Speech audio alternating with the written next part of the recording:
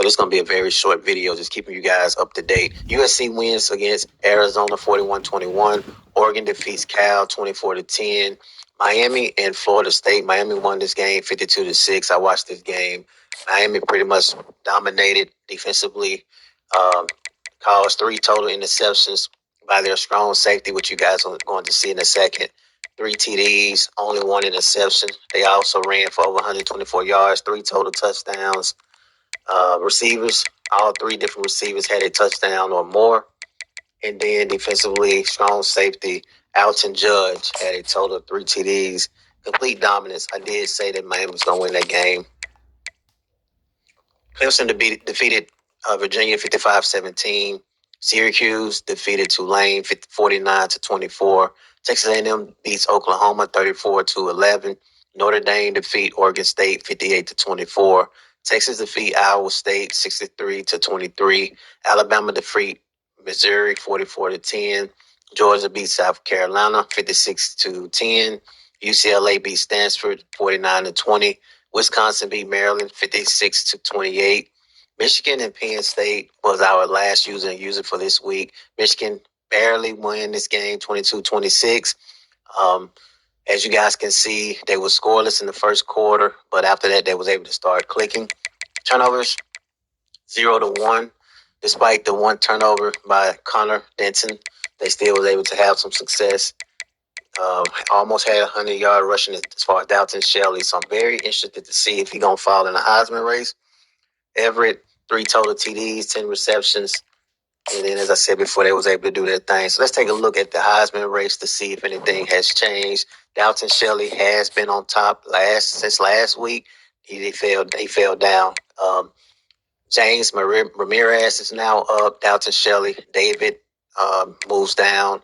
Marvin Lincoln moves back up. And Carlos Gastach, another Alabama player, moved up as far as the Heisman race. Taking a look at the college football playoff early bracket, way too early. So as we see right here, it would be Clemson and Miami, Oklahoma State and Syracuse, Texas versus UCF, UCLA and Wisconsin, Boston College, Michigan, Alabama, and Texas A&M will all have bye weeks if the playoffs was to start today. But it's still early right now in regards to the final on that. College football top 25, Michigan, Miami, Texas A&M, UCF, Alabama, Wisconsin, Syracuse, Boston College, Oklahoma State, and UCLA in the top 10 as of right now. Taking a look at the recruiting, let's see if anything has changed in regards to recruiting. We have to do our recruiting as well. We pretty much been able to get everybody that we wanted to get, minus a few players, but for the most part, we pretty much done. I'm just playing around with it now. Georgia, Texas A&M, Notre Dame, Alabama, and Miami is in the top 5 in regards to the recruiting. Let's take a look at the standings, then games of the week, and we'll get up out of here. Standings right now, ACC is pretty much wide open with Miami, Syracuse, and Boston College. American has Charlotte.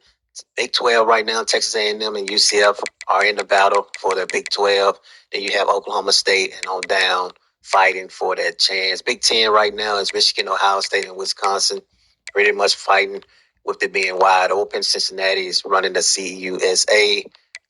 In the MAC, you have Ball State, MWC, you got Wyoming, still wide open. Pac-12 right now, you have UCLA, Colorado, USC, Washington.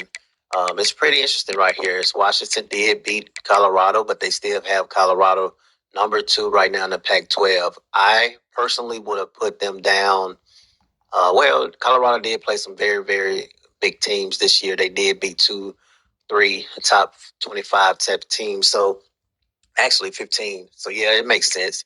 USC. And so it's still wide open. I think Colorado and UCLA will face off in the Pac-12 championship game, potentially.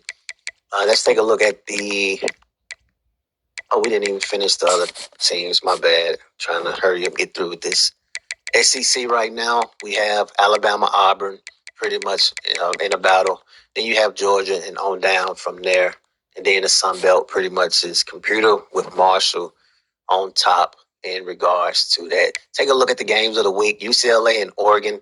I'm gonna go with UCLA. I do think that Oregon is going to give them a fight for it. I just think UCLA is going to be a little bit too much at home. Tennessee and LSU. I'm gonna go with LSU. I think LSU is going to be able to defend their home crowd out there in Death Valley. Ole Miss and Auburn.